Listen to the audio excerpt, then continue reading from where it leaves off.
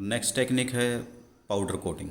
Powder coating नहीं है, same वही जो मैंने लास्ट बताया इलेक्ट्रोस्टैटिक स्प्रेइंग की तरह है। तो गन के अंदर बेसिकली इसमें हम क्या करेंगे, इलेक्ट्रोस्टैटिक स्प्रेइंग में हम यूज़ करते थे पेंट। इसमें हम पेंट जो लेंगे वो लेंगे हम पाउडर फॉर्म में। The difference is that what is spread is a paint powder, powder के फॉर्म में हम पेंट को लेंगे इसके अंदर। और उसके बाद किसी सरफेस के ऊपर हम स्प्रे करेंगे, वही चार्ज की वजह से, नेगेटिव अपोजिट चार्ज होने की वजह से वो पाउडर है वो स्टिक हो जाएगा उस सरफेस के ऊपर। ठीक है, और उस सरफेस को बाद में हम किसी ओवन में क्या कर लेंगे, बेक कर लेंगे उस ओवन के अंदर।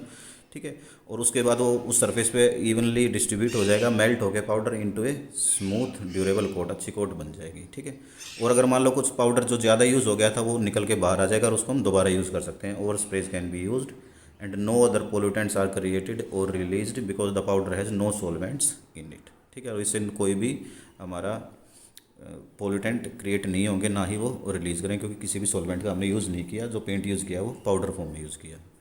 पर मेन इसकी दिक्कत क्या है कि एक तो ये एक्सपेंसिव होता है। ठीक है, और इसीलिए इसको हम बिजनेसिस में, बड़ी बड़ी इंडस्ट्री में यूज़ कर सकते हैं और कहीं पर यूज़ नहीं करते हैं।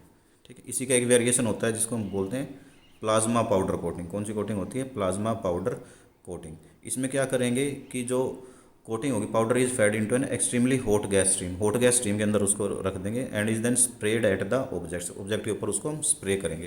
Plasma powder coating is for large objects. देखो जो पहले हमने सिंपल पाउडर कोटिंग होती थी वो छोटे ऑब्जेक्ट के लिए होती थी, जिनको हम ऑब्जेक्ट को ओवन के अंदर रख के बेक करा सकते हैं इजली। बट कई ऐसे ऑब्जेक्ट भी होते हैं जो जिनका साइज़ बहुत बड़ा होता है, तो उनको हम ओवन के अंदर तो रख नहीं सकते। तो उस केस में हम कौन सी कोटिंग करते हैं, प्लाज्मा कोटिंग। तो plasma coating is for large object and can not fit into conventional curing oven. Over spray can not be use because it harden. जो ओवर स्प्रे जो होता है वो इसमें, जैसे हम पहले पाउडर कोटिंग में यूज़ कर सकते हैं, प्लाज्मा वाले में हम उसको यूज़ नहीं कर सकते। दूसरी एक वेरिएशन है इसकी flame spread powder coating. Flame spread powder coating, जिसमें क्या करते हैं, पाउडर को पहले क्या किया जाता है, मेल्ट किया जाता है हाई टेम्परेचर फ्लेम पे। ठीक है, और ये दूसरी वही बात, हाई टेम्परेचर पे उसमें मेल्ट किया जाता है तो ज़्यादा ऑब्जेक्ट, किसी लार्ज ऑब्जेक्ट के लिए होगा, और इसके भी ओवर स्प्रे को हम यूज़ नहीं कर पाएंगे। अगला है तुम्हारा electro deposition coating. Electro deposition coating कुछ नहीं है अलग, सिंपली इसको हम बोल सकते हैं इलेक्ट्रोप्लेटिंग। क्या बोल सकते हैं, इलेक्ट्रोप्लेटिंग। इलेक्ट्रोप्लेटिंग के बारे में सभी बच्चों को पता ही होगा, उसका दूसरा नाम क्या, इलेक्ट्रो डिपोजिशन कोटिंग। ये लास्ट यूनिट भी है तुम्हारी इलेक्ट्रोप्लेटिंग की, उसमें हम डिटेल में भी पढ़ेंगे इसको, इलेक्ट्रोप्लेटिंग को। तो इलेक्ट्रोप्लेटिंग करते क्या हम, क्या काम होता है इलेक्ट्रोप्लेटिंग का, हम कोटिंग करते हैं एक मेटल की दूसरे मेटल सरफेस के ऊपर। ठीक है ना, यही होता है इलेक्ट्रोप्लेटिंग की, एक मेटल की दूसरे मेटल सरफेस के ऊपर हम क्या कर देते हैं, कोटिंग कर देते हैं, उसके सरफेस को बचाने के लिए, उसको ज़्यादा देर तक यूज़ करने के लिए, या डेकोरेशन पर्पज़ के लिए भी, किसी चीज़ के लिए हम उसको यूज़ करते हैं, तो उसको हम क्या बोलते हैं, इलेक्ट्रोप्लेटिंग। तो दो मेटल होते हैं, एक मेटल, इसके अंदर बेसिकली दो मेटल होंगे, एक M1, एक होगा M2। ठीक है, मान लो ये मेटल वो है जिसके ऊपर हमें कोटिंग करनी है, और जिसकी कोटिंग करनी है वो है हमारे मेटल M2। तो जिसके ऊपर कोटिंग करनी है उसको हम बना लेते हैं इसमें कैथोड, और जिसके ऊपर, जिसकी कोटिंग करनी है उसको हम बना लेते हैं एनोड। ठीक है, कैथोड के ऊपर तुम्हें पता है कौन सा चार्ज होगा इसमें, नेगेटिव, और एनोड के ऊपर होगा क्या, कौन सा चार्ज, पॉजिटिव। ठीक है, क्लियर है ये बात। अब क्या करेंगे, मान लो हमने ले लिया एक सेल ले लिया। ठीक है, इस सेल के अंदर दोनों को हमने रख दिया, इलेक्ट्रोड्स को। ये है हमारा M2 जिसकी हमें कोटिंग करनी है, जिसके ऊपर कोटिंग करनी है वो है हमारा N1। M1 हमारा कैथोड है, कैथोड है तो कौन सा चार्ज होगा, नेगेटिव, ये है पॉजिटिव चार्ज। इन दोनों को हम कनेक्ट करा देंगे एक बैटरी के माध्यम से। यहाँ पर हमने बैटरी लगा दी।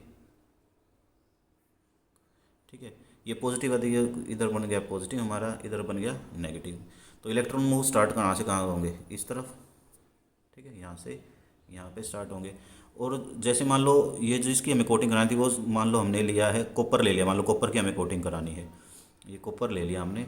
तो इसी का कॉरस्पॉन्डिंग इलेक्ट्रोलाइट हम यहाँ पर लेंगे इसके अंदर। तो कॉपर का कॉरस्पॉन्डिंग, जैसे मान लो हमने कॉपर सल्फेट ले लिया, तो जैसे इलेक्ट्रिसिटी पास होगी ये ब्रेकअप होगा तो कॉपर टू पॉजिटिव और SO4 टू नेगेटिव में बनेगा। तो कॉपर पॉजिटिव है वो किसकी तरफ जाएगा, नेगेटिव वाले की तरफ, यानी कि वो एनोड कैथोड की तरफ जाएगा, और उसके ऊपर वो यहाँ पर सरफेस पे डिपॉजिट होना स्टार्ट हो जाएगा। बस यही है तुम्हारा इलेक्ट्रो डिपोजिशन, या जिसको हम बोलते हैं इलेक्ट्रोप्लेटिंग।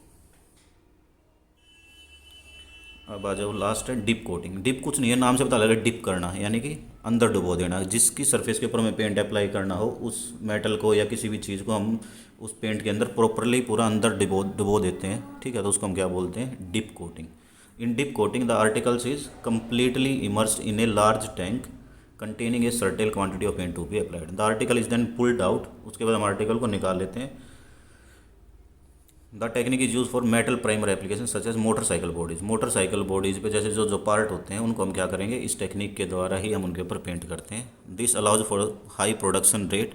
प्रोडक्शन रेट ज़्यादा होगा क्योंकि मेनली क्या करना है, हमें ज़्यादा तो कुछ करना नहीं, सिर्फ उसके अंदर डिप कर देना है और उसको निकाल लेना है। And it requires relative labour. Labour भी इसमें कम लगता है। The effectiveness of dip coating depends greatly on the viscosity of the paint. किसके ऊपर डिपेंड करेगा, विस्कोसिटी पेंट की। पेंट हमारा गाढ़ा है या कम गाढ़ा है या ज़्यादा गाढ़ा है। Which thickens with exposure to air use. Dip coating is not suitable for objects with hollows और कैविटीज। अगर कोई ऐसा ऑब्जेक्ट है जिसके अंदर कैविटी ज़्यादा है या होलो है अंदर से, तो उस पर कम यूज़ करने में ये नुकसानदायक होगा या ठीक से कोटिंग नहीं हो सकती है, ठीक है। बस यही है था मेनली। तो इसी के साथ ये चैप्टर तुम्हारा ख़त्म है। अब नेक्स्ट उसमें हम अगला चैप्टर करेंगे।